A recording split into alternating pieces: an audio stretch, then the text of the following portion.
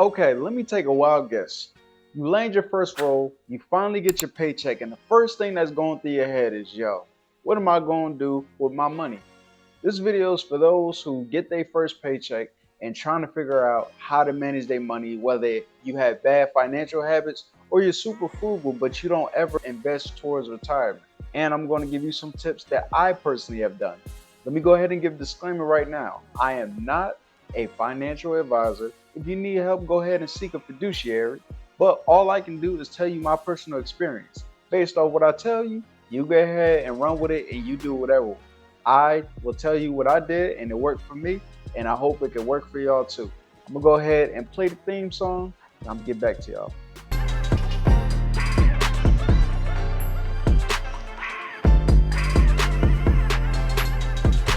All right, y'all, welcome back. Thank y'all for tuning in. It's your boy, Hold It Down Jay. And those who don't know as well, I'm an incident response specialist and I have a background in cybersecurity, pretty much detecting threats, analyzing threats. I want to talk about financial planning today because it's a very underrated topic that I feel nobody really talks about. Everybody tells you about cybersecurity skills, but nobody ever really tells you about how to actually manage your money.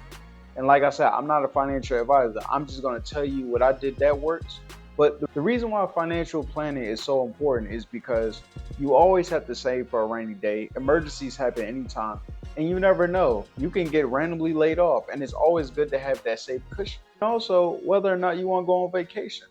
I mean, it's not really a good feeling knowing that you want to go somewhere in Costa Rica and you can't afford it, or you trying to wait until you get your tax check to really make things happen. If you plan right, it's actually possible to actually do these things without having to wait for so long. Now, before I even tell you how to actually distribute your money, allocate your paycheck towards your certain bills, I want you to first write down your goals, and you have to understand your goals, whether it's long term or short term.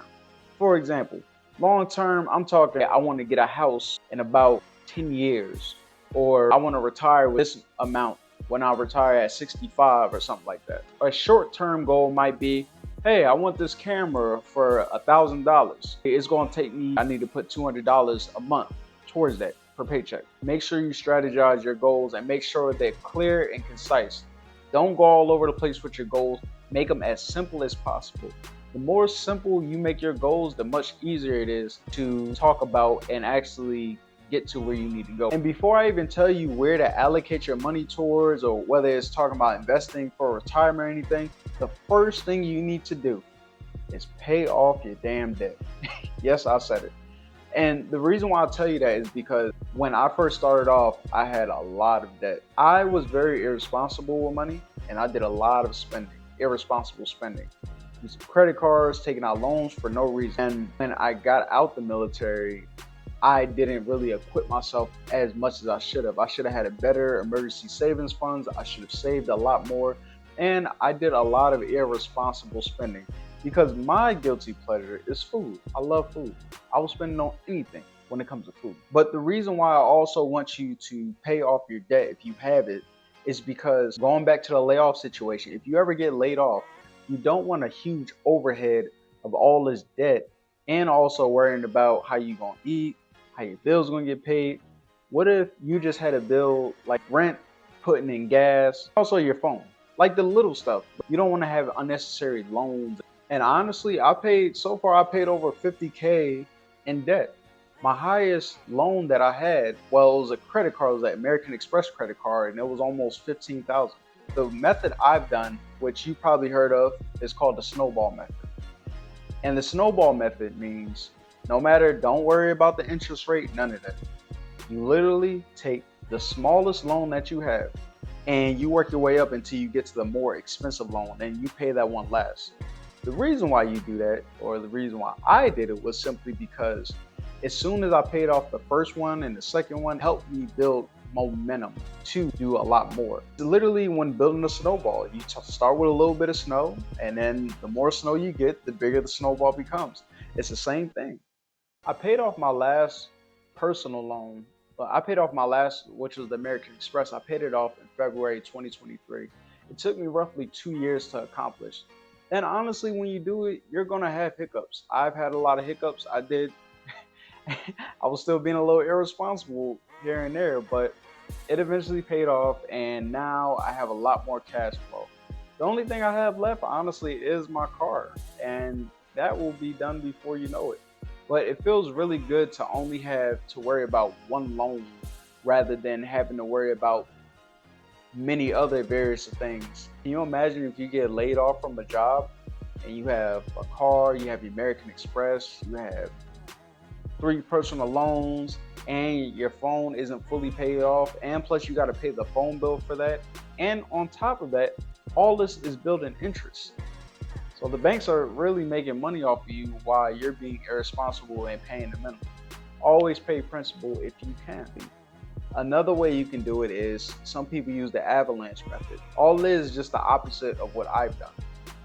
Instead of going towards the smallest loan, you go towards the highest loan, and most of the times it has a higher interest rate as well, and you tackle that down, and then you go from largest loan to smallest. I've learned the snowball method from Dave Ramsey, probably heard of him, but I'll probably put the link inside the description so you can actually follow along with that and see what that's hitting for. Your debt is paid off mainly. And when I say debt, like, okay, yes, I do have a car, but I have a lot of cash flow now because of it, because I'm only down to one loan, which is a car. Next thing you need to do, you need to worry about how to exactly allocate your paycheck. And the way you do that is a lot of jobs, you can do something called an allotment, which means when you get your direct deposit, you can log inside your employer's portal, sign in, and also tell them exactly, okay, I want $50 to go towards this account. I want $100 to go towards a savings account.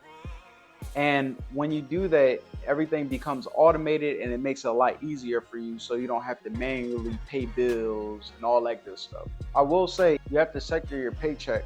I have a planner. I know exactly when I get paid, what I'm paying, and where my money is going to. Right back. Here's my handy dandy planner. Quick overview of what I did. Here's a little example of what I've done. I would literally have my car on there, whether my phone bill is coming up. Also, play money as well. And when I say play money, I mean, because sometimes people can be super extreme and they be like, oh, I don't need no money to play around with. Trust me, put a little money to the side every time you get paid.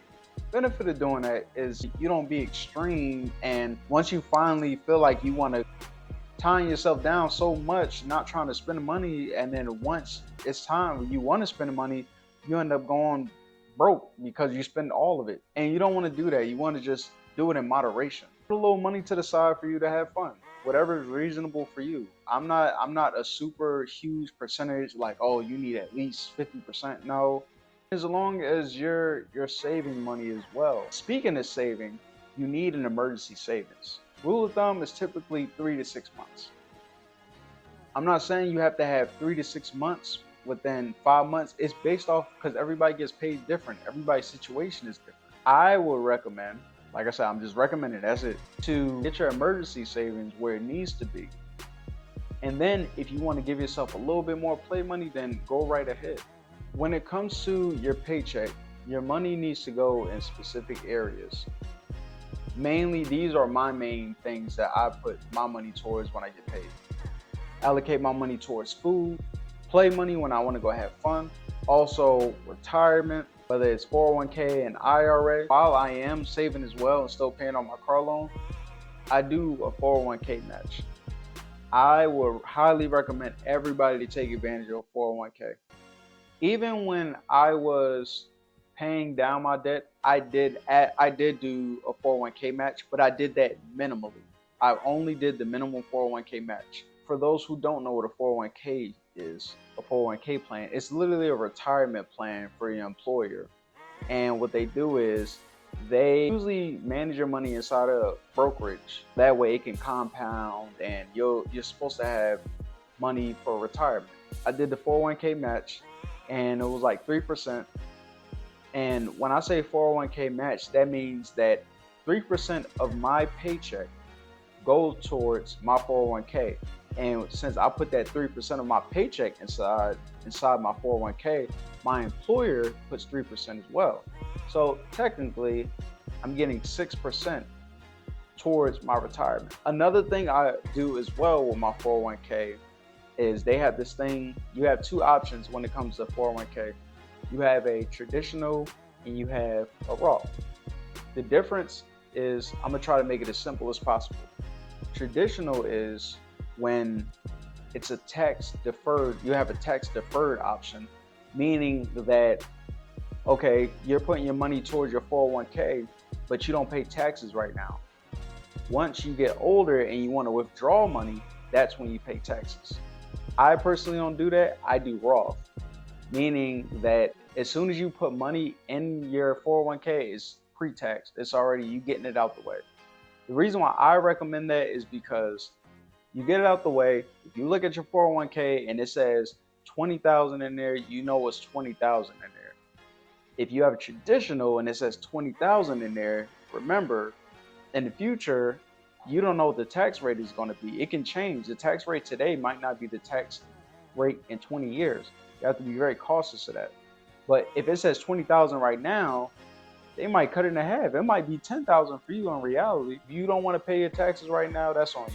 I just like to go ahead and get it out the way. I have money going towards my IRA.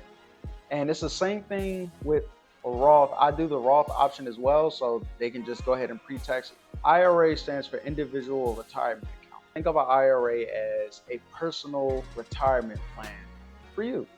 And you get to manage it however you want. You can put whatever stocks or index funds you want to.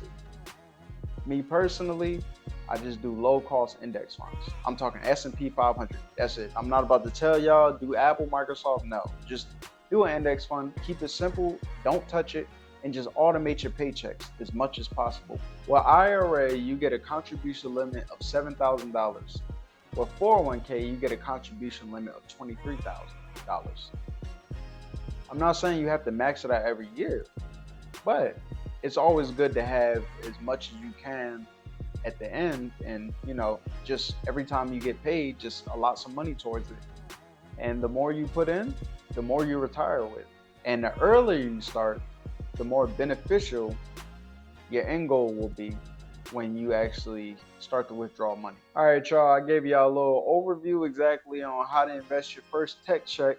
Also, paying off your debt first before you invest in everything. Also, when you pay off your debt, you could do the snowball avalanche method. I use a snowball method. Also, where to allocate your money towards, and exactly how to do it. Also, the difference between a 401k and an IRA with Roth and traditional options as well. But please, regardless of what you do as best as you can. You don't have to do it exactly how I did it. But I just wanted to give you a generic overview of what I did. And you can possibly be inspired and do it in your own way, but also in a way to where it feels natural to you and it doesn't feel forced. And find it something that works for you, because what might work for me might not work for you. You might get out of debt by just doing the avalanche method, and there's nothing wrong with that. But I hope y'all guys like this video. Like I said, like, share, subscribe, comment, hit the like button. I'm gonna holler at y'all later.